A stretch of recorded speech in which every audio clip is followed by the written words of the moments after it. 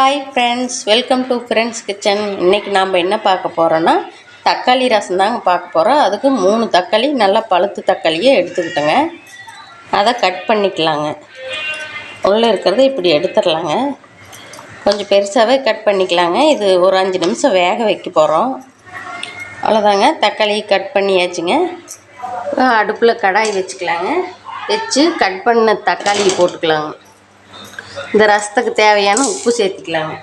புளி ஒரு நெல்லிக்காய் சைஸுக்கு எடுத்துருக்குறேங்க, அதையும் போட்டுக்கலாங்க. தேவையான அளவு தண்ணி சேர்த்துக்கலாங்க. அவ்வளோதாங்க. இது ஒரு 5 நிமிஷம் நல்லா வெந்து வரட்டுங்க. இப்போ ரசப்பொடி அரைச்சிக்கலாங்க. அதுக்கு கட்டி பெருங்காயம் பாருங்கள், ஒரு 1/4 ஸ்பூன் எடுத்துருக்குறேன். மல்லி, முழு மல்லி 1 ஸ்பூன் எடுத்துருக்குறேங்க. வெந்தயம் ஒரு 10-15ங்க. மிளகு ஒரு 1/2 ஸ்பூனுங்க. சீரகம் 1 ஸ்பூன் சேர்த்துக்கலாங்க. இப்போ இதை போய் கொரகொரப்பாக அரைச்சிக்கிட்டு வந்துடலாங்க. பாருங்கள், இந்த அளவுக்கு கொரகொரப்பாக அரைச்சிக்கிட்டு வந்துட்டோம். இப்போ பூண்டு ஒரு 10 பல்லுங்க, பச்சை மிளகா 2, கருவேப்பிலை ஒரு இனுக்கு, கொத்தமல்லி தழை கொஞ்சம்.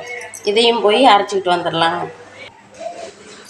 பாருங்கள், இந்த அளவுக்கு அரைச்சிட்டு வந்தாச்சு. இப்போ தாளிச்சிக்கலாங்க. அடுத்தது புளி, இது நல்லா வெந்து வந்துருச்சுங்க. தக்காளியெல்லாம் பாருங்கள், இதை நல்லா இப்படி கரைச்சிக்கலாங்க. கை விட்டு ஒரு 5 நிமிஷம் வேக வச்சு எடுத்து கரைச்சோம்னா கொஞ்சம் நல்லா கரைக்கிறதுக்கு நல்லா வருங்க. அதனால் வேக வச்சுக்கிறது. இந்த அளவுக்கு நல்லா கரைச்சிட்டு தக்காளியோட மேல் தூளெல்லாம் பாருங்கள் வந்துடும். அதை எடுத்துடலாங்க தனியாக. அது மட்டும் எடுத்து கீழே போட்டுடலாங்க. தாளிச்சிக்கலாங்க. அதுக்கு மண் சட்டி அடுப்பில் வச்சு எண்ணெய் விட்டுக்கலாங்க. கடுகு உளுத்தம் பருப்பு போட்டுக்கலாம். கடுகு இந்த அளவுக்கு நல்லா வெடித்து வந்ததையும் 2 காஞ்ச மிளகா சேர்த்துக்கலாம். கருவேப்பிலை கொஞ்சம் அரைச்சிக்கிட்டு வந்ததை போட்டுக்கலாம்.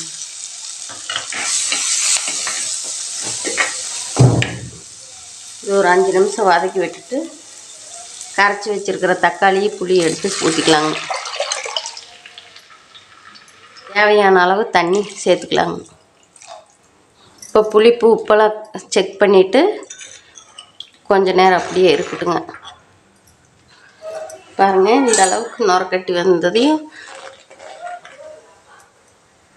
வெல்லம் கொஞ்சமாக போட்டுக்கலாம். கொத்தமல்லி தழை தூவி விட்டுறலாங்க. அவ்வளோதாங்க, ரசம் ரெடி ஆயிடுச்சு. தக்காளி ரசம் இப்படி நீங்களும் வச்சு பாருங்கள், செம்ம டேஸ்ட்டாக இருக்கும்.